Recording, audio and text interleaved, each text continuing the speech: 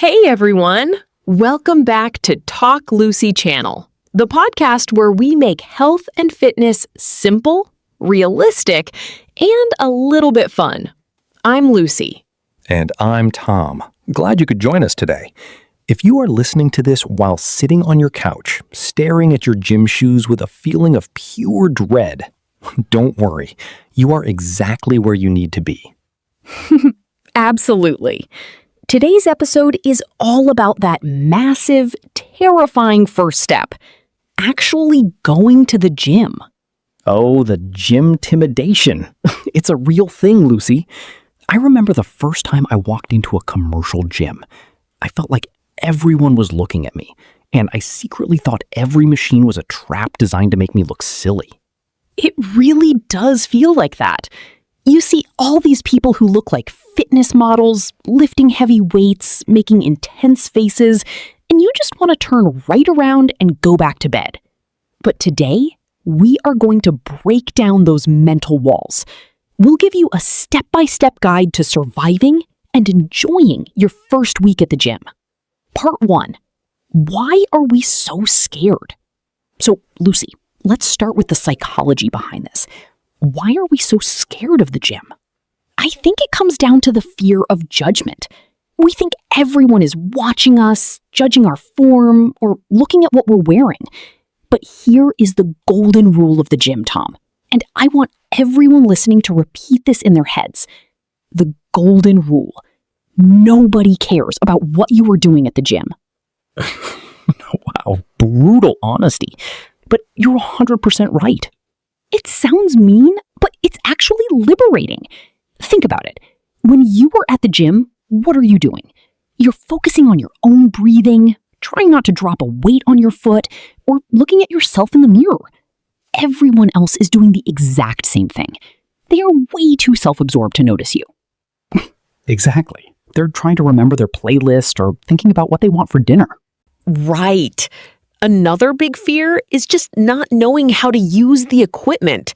Walking up to a machine that looks like a spaceship and trying to figure out where your legs go? Terrifying. Oh, I've definitely sat backward on a machine before. I just pretended I was doing an advanced variation and walked away casually. See? Even Tom handles it with style. But seriously, it's okay not to know. We'll talk about how to handle that in a few minutes. Part 2. The night before. Preparation is key. Let's talk about preparation. If you want to actually make it through the gym doors, the work starts the night before. Yes! Don't wake up at 6 a.m. and start looking for your clean socks. You will give up and go back to sleep. Tom, what's your go-to prep routine? I pack my bag the night before, period. Here is my ultimate checklist for beginners. Item. Why you need it. Water bottle. Hydration is key. Gym water fountains can have long lines. Headphones. Your music or podcast is your shield against the world. A small towel. For wiping down equipment. Gym etiquette is crucial. Comfortable clothes. Do not buy expensive gear yet. T-shirt and sweatpants are perfect. That checklist is perfect, especially the headphones. Music changes everything. It creates your own little bubble. If you have a high-energy playlist, you feel like the main character in an action movie. What's on your playlist, Lucy? Be honest. A lot of 90s pop remixes, Tom. Don't judge me. It gets the heart rate up. Hey, no judgment here. Whatever moves the feet. Another tip for the night before. Have a plan. Do not just say, I'm going to go to the gym and figure it out. Look up a simple workout online. Write it down on your phone notes. Yes! For your first day, keep it incredibly simple. For example, 10 minutes walking on the treadmill, 3 simple machine exercises, like a chest press, a leg press, and a lat pull down. 5 minutes of stretching. That's it. Total time, 30 minutes. You don't need to spend 2 hours there on day 1. You just need to prove to yourself that you can go and leave in one piece. Part 3. Walking through the door. Okay, so it's the next day. You've packed your bag, you drive to the gym, you walk to the front desk. What happens next? The dreaded check-in. The staff member scans your card or barcode. Pro tip, just smile and say, "Hi, I'm new here." Yes, don't try to act like a pro if you aren't. Gym staff love helping beginners. If you tell them it's your first time, they will usually give you a quick tour, show you where the locker rooms are, and make you feel welcome. And once you get past the desk, head straight to the safest place in the entire gym, the treadmill zone.